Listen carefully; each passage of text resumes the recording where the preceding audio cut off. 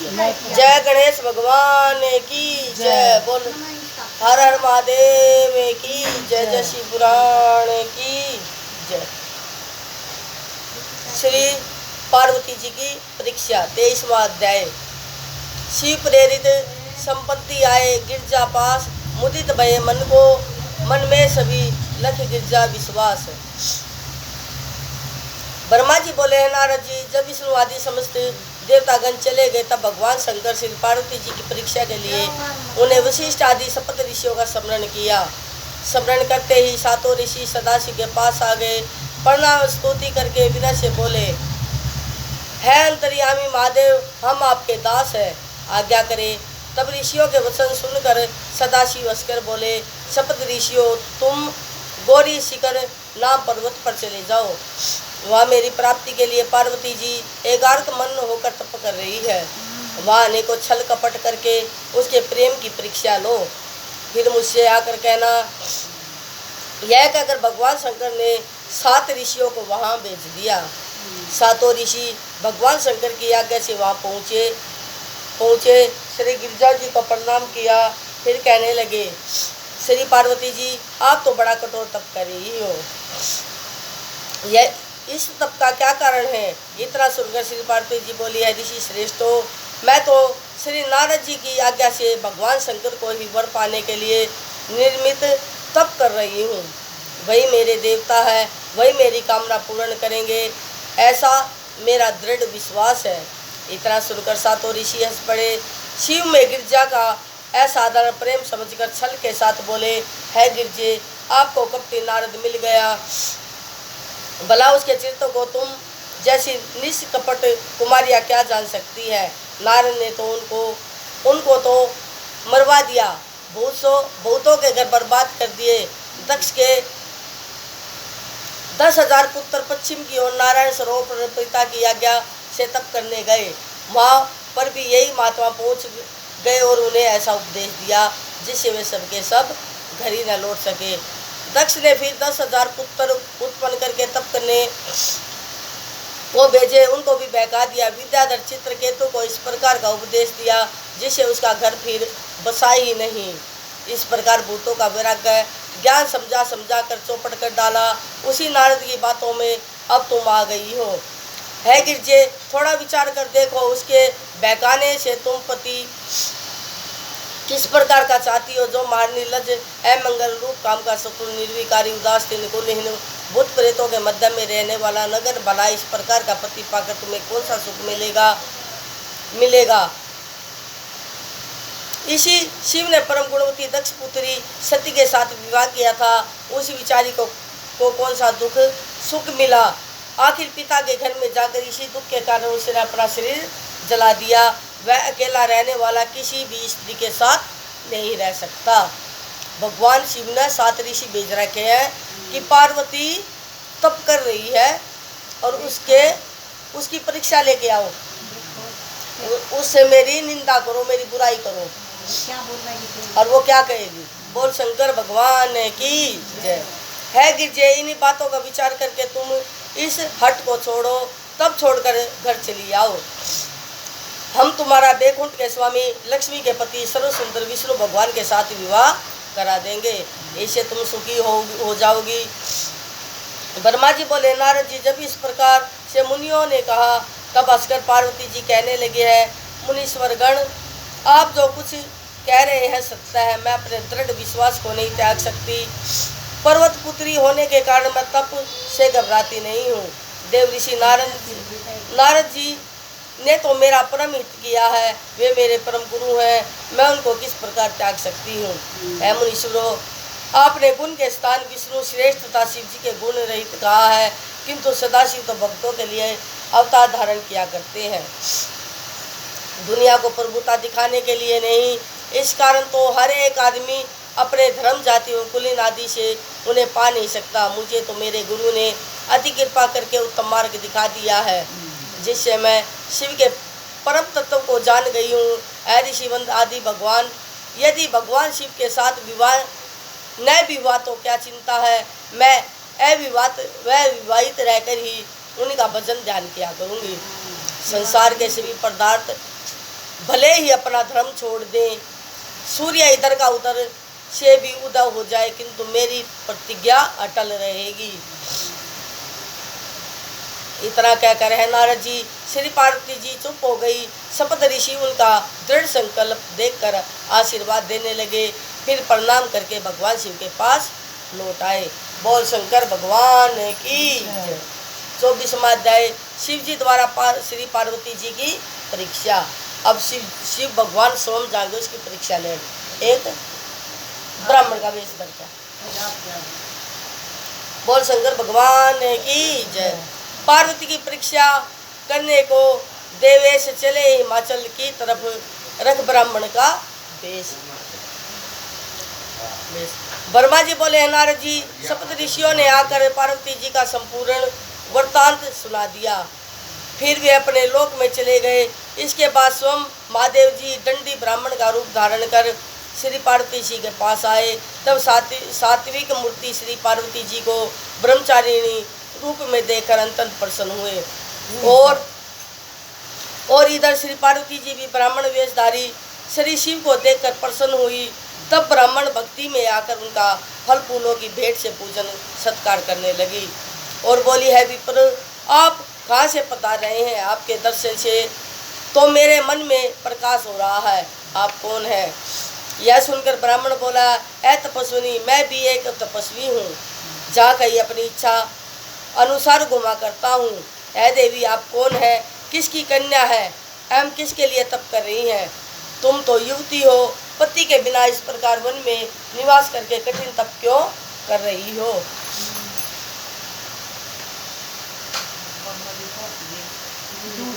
क्यों तप कर रही हो? इतना सुनकर श्री पार्वती जी बोली, ऐ ब्राह्मण देवता, मैं हिमाचल की कन्या हूँ। मैं ही अपने पूर्व जन्म में दक्ष पुत्री सती थी। अपने पिता द्वारा पति का अपमान से सगी तब योग द्वारा अपने शरीर को त्याग दिया। अब इस जन्म में मैं पार्वती हुई हूँ। इस जन्म में भी कामदेव को भस्म करके शिव मुझे त्याग कर कहीं चले गए हैं। तब उनके विरह ताप से श्रवण नदी पर आई और वहाँ बहुत समय तक तप करती रही, किंतु फिर भी मैं अपने प्राणनाथ को न पा सकी।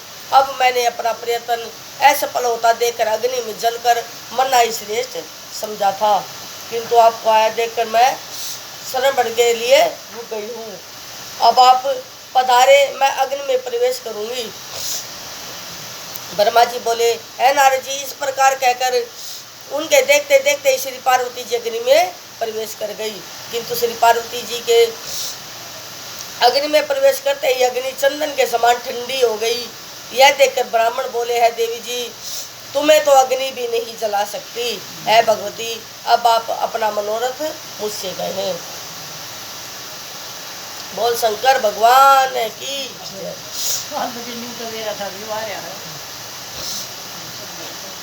25वां अध्याय, शिव पार्वती संवाद।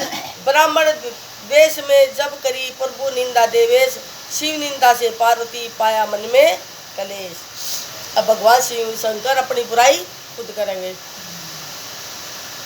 बोल शंकर भगवान की जय। इस प्रकार सुनकर पार्वती जी बोली, ऐ ब्राह्मण देवता, मैं मन कर्म वाणी द्वारा ही भगवान शंकर को पति बनाने का निश्चय कर चुकी हूँ। मैं जानती हूँ यह कठिन है कि फिर भी मेरा उत्साह भंग नहीं हुआ। अभी तक तप करने में मेरा मन जुड़ रहा है। इतना सुनकर ब्राह्मण बोले, देवी जी, तुम श्री महादेव जी को चाहती हो तो उन्हें गुरु कृपा द्वारा मैं भली भांति जानता हूँ। वे बैल पर चढ़ने वाले वृषभ ध्वज है, भस्म जटाधारी है, भूत पिशाचों के मध्य में रहते हैं। इस प्रकार के महादेव जी को न मालूम क्यों तुम अपना पति बनाना चाहती हो? कुछ विचार भी किया है कि नहीं? न मालूम तुम्हारी समझ कहाँ चली गई है। इससे प्रथम दक्ष कन्या ने भी प्रारंभ वर्ष शिव को ही प्राप्त पति बनाया था। उसके पिता इससे चिढ़ गए थे। वो अपने यज्ञ में इसी कारण न अपनी कन्या को तथा न कन्या के पति को उसने बुलाया। अब तो सती क्रोध में आ गई। उधर उसे पति ने भी त्याग दिया था, तभी तो सती ने योगाग्नि द्वारा अपने शरीर को जला दिया। भला उसे कौन सा सुख मिला?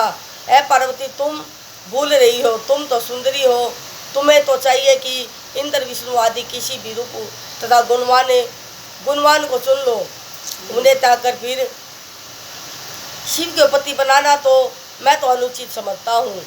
यदि आप सोना चांदी आदि रतन चाहे तो वे उसके पास कहाँ, बस्तर तक उसके पास नहीं, इसलिए वे स्वयं दिगंबर रहते हैं। चढ़ने के लिए उनके पास केवल एक बूढ़ा सा बैल है, और है क्या, वर के योग्य कोई भी उनमें गुण नहीं। ब्रह्मा जी बोले, नारद जी के इस प्रकार शिव की निंदा करने वाले उस ब्राह्मण पर तब तो श्री पार्वती जी अत्यंत क्रुद्ध हो गई। बोल शंकर भगवान की जय, बोल हर महादेव की जय। 26वां अध्याय, पार्वती को शिव दर्शन।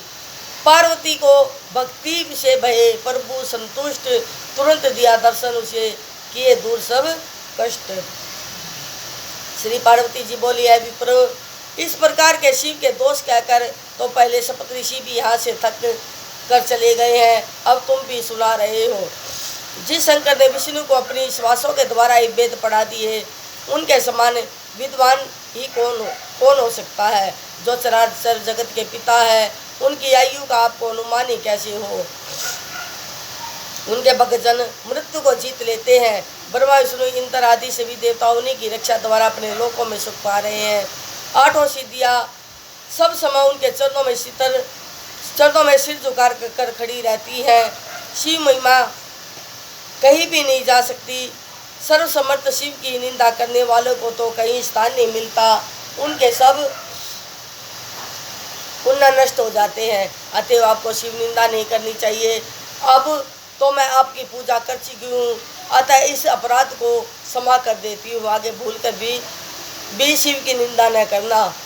ब्रह्मा जी बोले, नारद जी, श्री पार्वती जी ऐसा कहकर चुप हो गई और श्री महादेव जी के ध्यान में लग गई।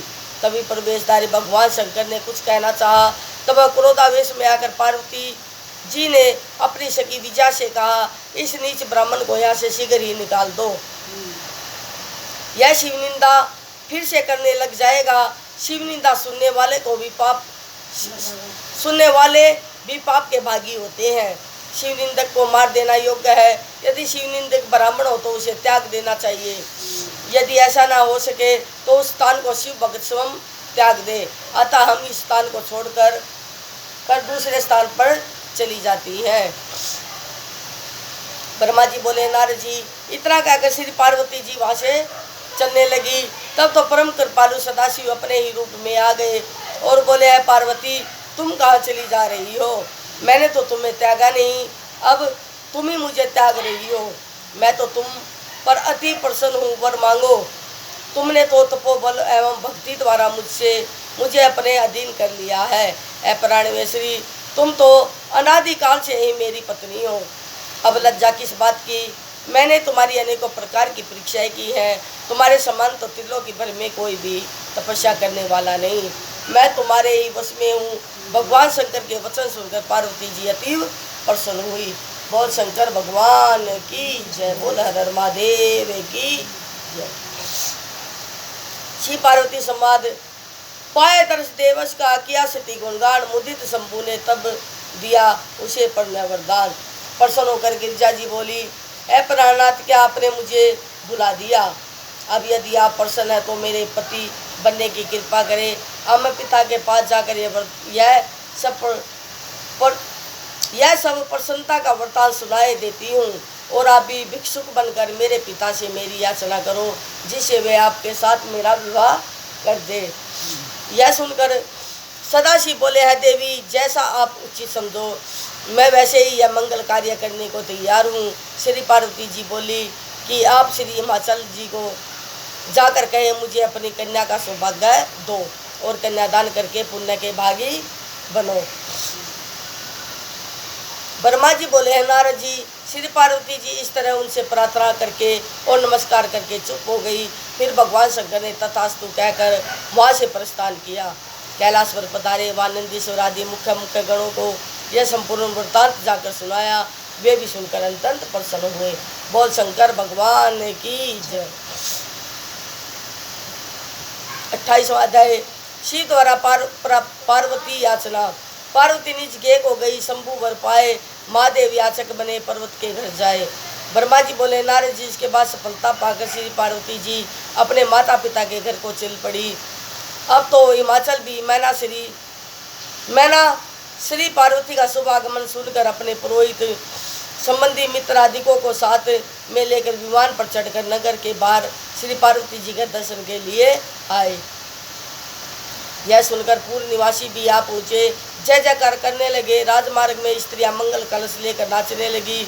सौभाग्यवती नारियां हाथों में दीपक सजाकर मंगल गीत गाने लगी।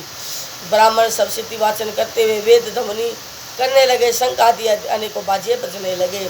श्री पार्वती जी पधारी, अपने माता पिता को प्रणाम किया, उन दोनों के कंठ से लगाकर आशीर्वाद दिए। श्री पार्वती जी को अति हर्ष के साथ नगर में माता पिता ले चले। नगर में पहुंचकर अत्यंत प्रसन्न होकर श्री निवासी श्री पार्वती जी की प्रशंसा करने लगे। इसके बाद सबकी प्रसन्नता के लिए हिमाचल श्री गंगा जी पर स्नान करने को चले। उसी समय भगवान शंकर जी नट रूप धारण करके डमरू आदि बजाते हुए नाचते हुए मैना के समीप आकर नाचने लगे। भगवान शंकर ने नट का रूप धारण करके हिमाचल के महल में गए और नाचते हुए एक भिक्षुक बन गए। बोल शंकर भगवान की जय। उसी समय भगवान शंकर जी नट रूप धारण करके डमरू आदि बजाते हुए नाचते हुए मैना के समीप आकर नाचने लगे, जिसे सुनकर एवं देखकर नगर निवासी और मैना तो मोहित हो गई। श्री पार्वती जी भी उनका त्रिशूल आदि चिन्ह देखकर अपनी शुद्ध बुद्ध भूल गई। तब मैना श्रवण पात्र में रतन आदि भरकर उन्हें भिक्षा देने लगी। भिक्षुक रुद्रदेव ने यह देखकर बोले, यदि आप प्रसन्न हो गई हो तो अपनी कन्या का दान मुझे कर दो, इस भिक्षा की मुझे जरूरत नहीं। ऐसा कहकर फिर नृत्य करने लगा। इतना सुनकर मैना क्रोध में आ गई और उन्हें बाहर निकालने के लिए तत्पर हुई। तब तक हिमाचल भी गंगा स्नान करके लौटे। अपने आंगन में भिक्षुक को देखकर मैना से सारा वृत्तांत भी सुना। तब तो हिमाचल भी क्रोध करके नौकरों से बोले, इस नट को शीघ्र ही बाहर निकाल दो। नौकरों ने उन्हें अग्नि के समान तेजस्वी देखा, वे सदाशिव को छू भी ना सके। तब सदाशिव ने अपने तेज से विष्णु आदि स्वरूप दिखाए। उन्हें देखकर हिमाचल भी अत्यंत आश्चर्य में आ गए। फिर भगवान रुद्र ने श्री पार्वती जी के साथ हिमाचल को अपना माँ अद्भुत रूप दिखाया। फिर पार्वती जी की याचना करने लगे, किंतु शिव माया से मोहित हिमाचल ने उनके वचन नहीं माने। तब तो भगवान शंकर अंतर्ध्यान हो गए।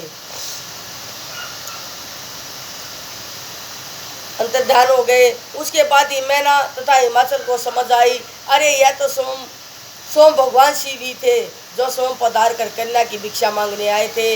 हमने क्या किया, सदाशिव को विमुख होकर लौटा दिया। बोल शंकर भगवान की।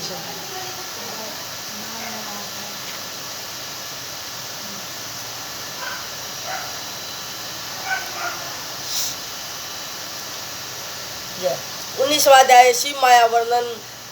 देवगणों को वचन दे, साधु वेश बनाए, शिवजी निंदा स्वयं करी, राजसभा में जाए। ब्रह्मा जी बोले, नारद जी श्री पार्वती जी की सदाशिव में काम रहते भक्ति देखकर इंद्रादिक देवता विचार करने लगे। हिमाचल अपनी कन्या का दान करके तो दुर्लभ मोक्ष पद प्राप्त कर लेगा और पृथ्वी का भी त्याग कर देगा। तब तो पृथ्वी रत्नों से निश्चय खाली हो जाएगी। हिमाचल तो दिव्य रूप होकर शिवलोगामी होगा, तब तो अच्छा नहीं। इस प्रकार आपस में विचार करते करते सब देवता गुरु बृहस्पति जी के पास गए। उन्हें जाकर संपूर्ण वृत्तांत सुनाया और कहा कि आप अति शीघ्र हिमाचल के पास पहुंचकर शिव निंदा करो, जिससे वे अपनी कन्या शंकर को न देकर और किसी को दे देवें। इस प्रकार बृहस्पति जी ने शिव जी का स्मरण करके कहा, देवता तुम लोग महास्वार्थी हो, अपने स्वार्थ में आकर मुझसे शिव निंदा कराते हो। क्या मैं ही नरकागामी हूँ? तुम सभी वहाँ क्यों नहीं पहुँच जाते, जिससे तुम्हारे मनोरथ सिद्ध हो जाए। शपथ ऋषि अथवा ब्रह्मा जी के ही पास जाकर परावृत्तांत सुनाओ, वे ही तुम्हारे संकट को काटेंगे। ब्रह्मा जी बोले, नारद जी। तब सारे देवता मेरे पास आ गए और मुझे सारा वृत्तांत सुनाया। तब मैंने कहा, देवताओं मैं भगवान शंकर की निंदा नहीं करूँगा, क्योंकि वह निंदा सुख शांति का नाश करके संकटों में डाल देती है। तुम सब भगवान शिव के पास जाकर पहुंचकर उन्हें प्रसन्न करो कि वे स्वयं अपनी निंदा जाकर आप करें। तब ब्रह्मा जी बोले, इस प्रकार मेरे कथन को सुनकर देवता कैलाश पर पहुंचे। वहाँ शिव जी का दर्शन कर उन्हें नमस्कार किया और स्तुति करने लगे। स्तुति करके देवता बोले, शंभो हम आपकी शरण में आए हैं, आपको बारंबार नमस्कार है। इस प्रकार प्रार्थना करके देवताओं ने सदाशिव को अपना कष्ट सुनाया। देवताओं के कथन को सुनकर सदाशिव ने उनकी बात मान ली। देवता भी अपने अपने लोकों में भगवान शंकर को प्रसन्न करके चले गए। उनके बाद शंकर हाथ में छाता तथा दंड लेकर सुंदर सुंदर वस्त्र धारण करके हाथ में शालिग्राम धारण किए साधुओं जैसा रूप बनाकर हरि हरि बोलते हुए हिमाचल की सभा में पधारे।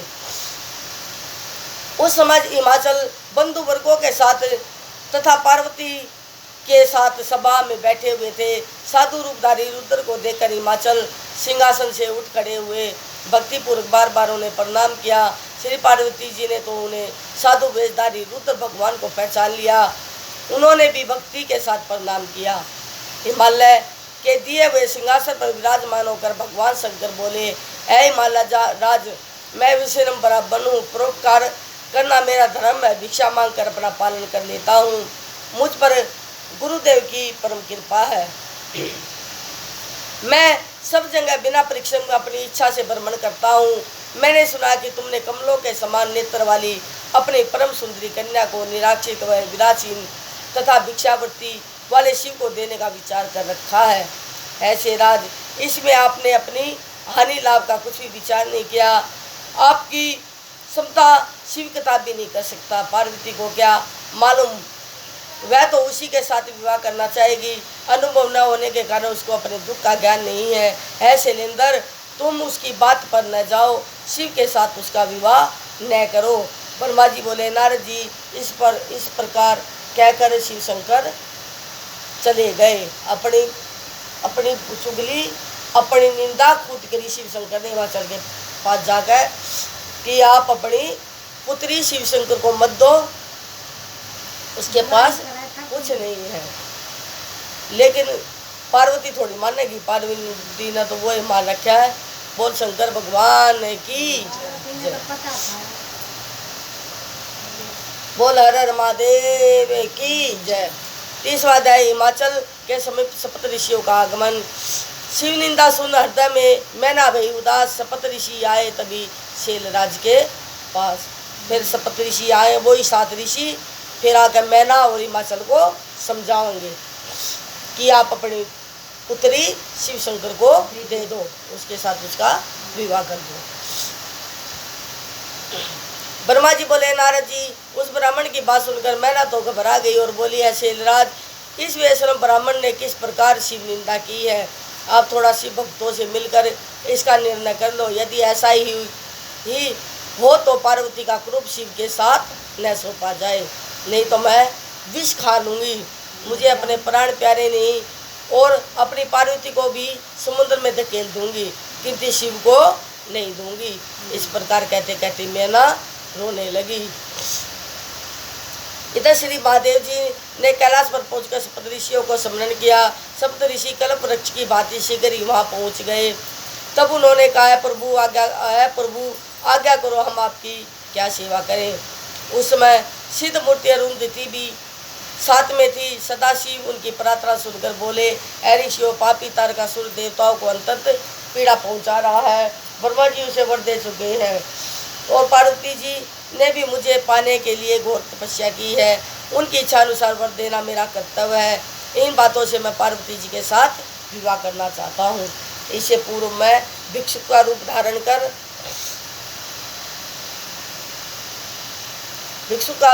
कर हिमाचल के पास गया। उन्होंने मुझे पर ब्रह्म जाना और अपनी कन्या देने के लिए वे तैयार हो गए। उसके बाद देवता की प्रार्थना करने पर फिर मैं ब्राह्मण का रूप धारण कर हिमाचल के पास गया। मैंने अपनी निंदा आप ही कर डाली, जिससे वे मुझे घृणा करने लग गए हैं। अब मेरे साथ पार्वती का विवाह नहीं करना चाहते।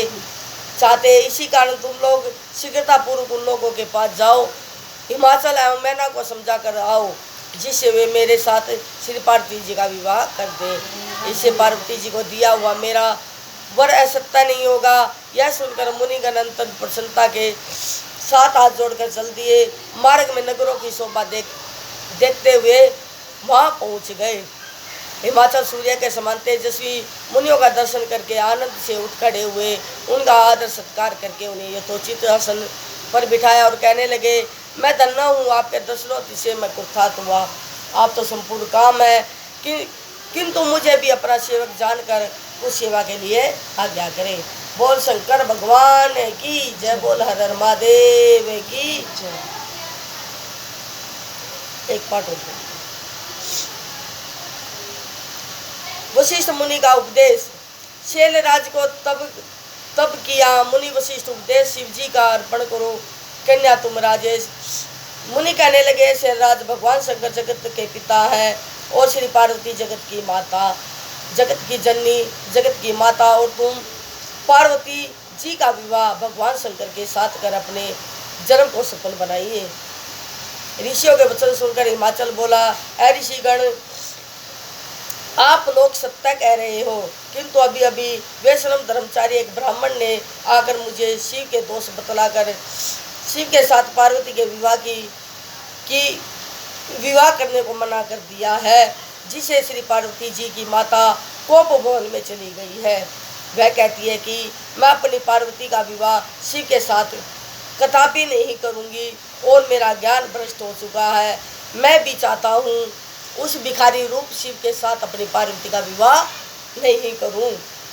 ब्रह्मा जी बोले, है नारद जी, इतना सुनकर सप्त ऋषियों ने अरुंधति को मैना के पास भेजा। वहां पूछकर अरुंधति ने देखा मैना शोक में मूर्छित होकर पड़ी हुई थी। तब अरुंधति उसे मधुर वचन में कहने लगी, है मैना, उठ बैठो, तुम्हारा कल्याण करने के लिए अरुंधति के साथ 7 ऋषि पधारे हैं। तब तो मैना खड़ी हो गई, अपने सामने श्री अरुंधति को देखकर नमस्कार किया, फिर बोली, यह मेरे भाग्य है, न मालूम किस जन्म के पुण्य उदय हुए हैं, जिससे मेरे घर श्री वशिष्ठ जी की पत्नी अरुंधति पधारी है। भगवती, आपका यहाँ किस प्रकार से आगमन